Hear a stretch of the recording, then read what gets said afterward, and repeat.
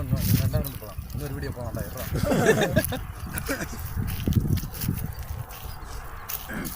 ஆனால் எங்கள் வீட்டுக்கு உண்டு எடுத்துக்கலாம். நம்ம கிளம்பி என்ன பிரியாணி செய்கிறேன்ட்டு போனேன். எங்கே பிரியாணி சேர்த்து இந்த வேலைக்காக வந்துச்சு. ஹாய் ஃப்ரெண்ட்ஸ், இன்றைக்கி நம்ம இந்த வீடியோவில் எப்படி ஈஸியாகவும் டேஸ்ட்டாகவும் சிக்கன் பிரியாணி சமைக்க போகிறோங்கிறத பார்க்கலாம்.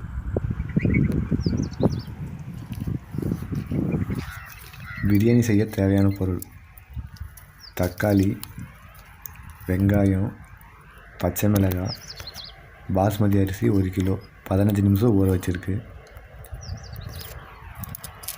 தயிர் 1 கப்பு, எண்ணெய் 100 ml, உப்பு தேவையான அளவு, மிளகாய்த்தூள், பிரியாணி மசாலா, இஞ்சி பூண்டு பேஸ்ட்டு, பிரியாணி இலை, ஏலக்காய், கிராம்பு, பட்டை, நட்சத்திர சோம்பு, எலுமிச்சம்பழ சாறு, நெய், கொத்தமல்லி, புதினா இலை, சிக்கன் 1 கிலோ.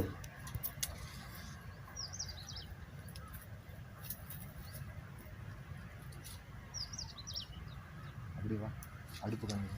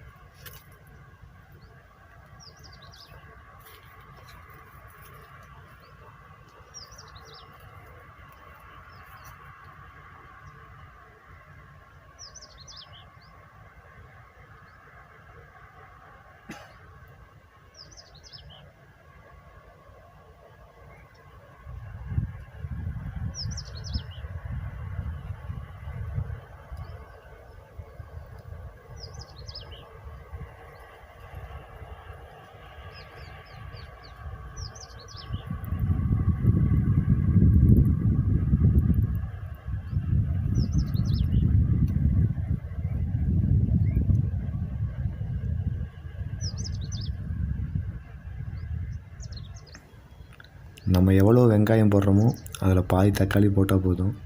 தக்காளி அதிகம் போடக்கூடாது. அதே மாதிரி பிரியாணியில் தக்காளியே தெரியாத அளவுக்கு நல்லா கிளறி விட்டுக்குங்க.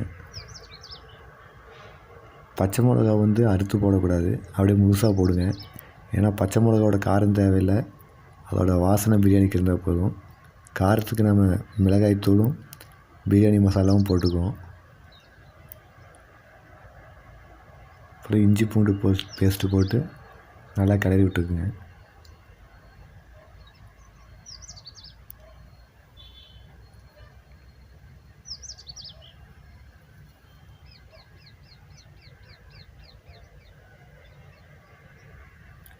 புதினா இலை 1 கைப்பிடி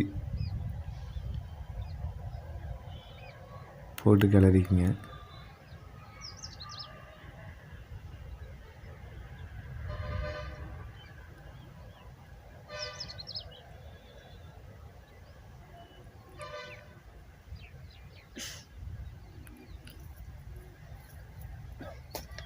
அப்புறம் நல்லா கழுவி வச்சுருக்கிற சிக்கனை இதில் போடலாம்.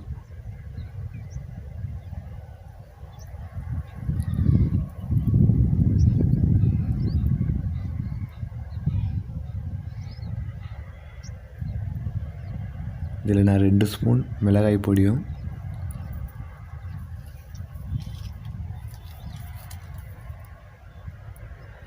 பிரியாணி மசாலா ஒரு 4 டீஸ்பூனும் போடுறேன். உங்களுக்கு காரம் எந்த அளவுக்கு தேவையோ அந்த மாதிரி போட்டுக்கங்க.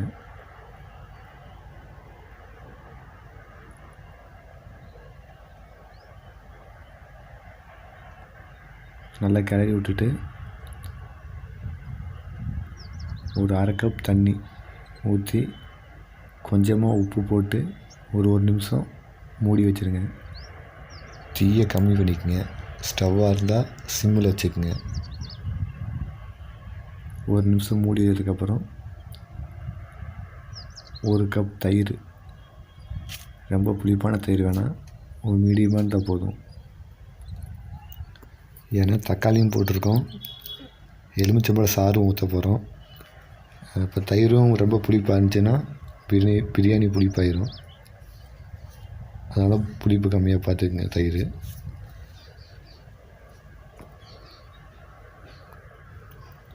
இந்த கப்பில் 5 கப்பு அரிசி வந்துச்சு, அதனால் நீங்கள் ஒரு 6 கப் தண்ணி ஊற்றுங்க. நம்ம ஏற்கனவே ஒரு 1/2 கப் ஊற்றிருக்கோம், மொத்தம் 1/2 கப்பு தண்ணி.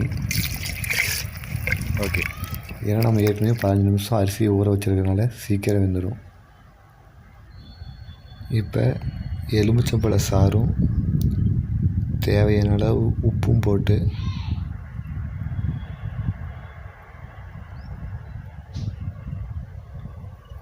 அது கொதிக்கிற அளவுக்கு கொஞ்சம் வெயிட் பண்ணணும், ஒரு 10 நிமிஷம். நல்லா கொதித்து வந்ததுக்கப்புறம் நம்ம ஏற்கனவே ஊற வச்சுருந்த அரிசியை அதில் போடலாம்.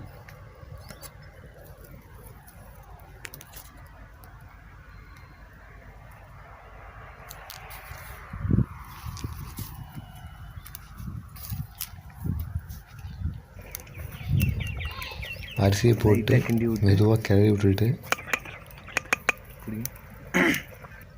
கொஞ்சமாக புதினா தலையும் கொத்தமல்லி இலையும் கொஞ்சமும்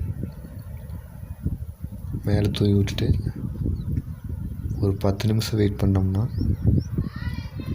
பிரியாணி ரெடி ஆகிடும்.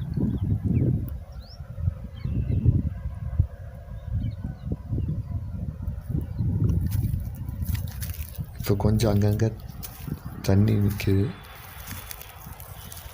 அதனால் கொஞ்சமாக நெய் மேலே போல் ஊற்றிட்டு தட்டு மேலே வச்சு மூடி அதில் நெருப்பு கொஞ்சம் எடுத்து போடுவோம்.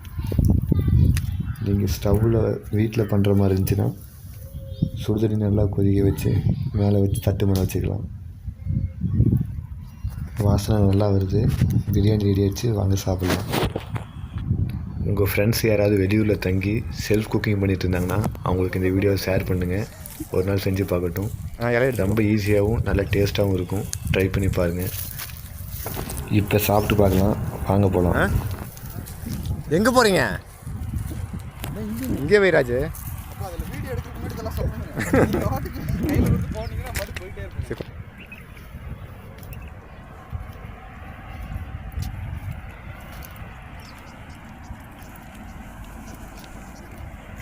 நல்லா இருக்கடா, சூப்பராக இருக்கு.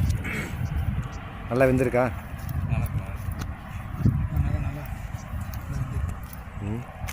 சிக்கன் பீஸ்லாம் செமையாக வந்திருக்கு, ஒரு குறையும் இல்லை. திங்கட்கிழமை சாயந்தரம் ஜாலியாக பிரியாணி சமைச்சு வீடியோ போயிட்டு இருக்குங்க, பாதியிலேருந்து முடிக்கலாம். சரி சரி, என்ன பண்ணணும் மக்களுக்கு? என்னடாச்சு? நான் போய் பஞ்சர் போட்டு போய் தண்ணி மட்டும் ஒரு குடம் கொண்டு வரணும். சரி சீக்கிரம் வரையா? போயிட்டு வருது. பஞ்சர் போட காசு இருக்கா? இருக்கு. சரி ஓகே, பாய். நண்பை கொடுத்தாரு. தள்ளிட்டு போறியா ஓடிட்டு போறியா? ஓடிட்டு தான் போகணும், தள்ளிட்டு போனோம்னா நாளைக்கு காலையில் தான் வரும்.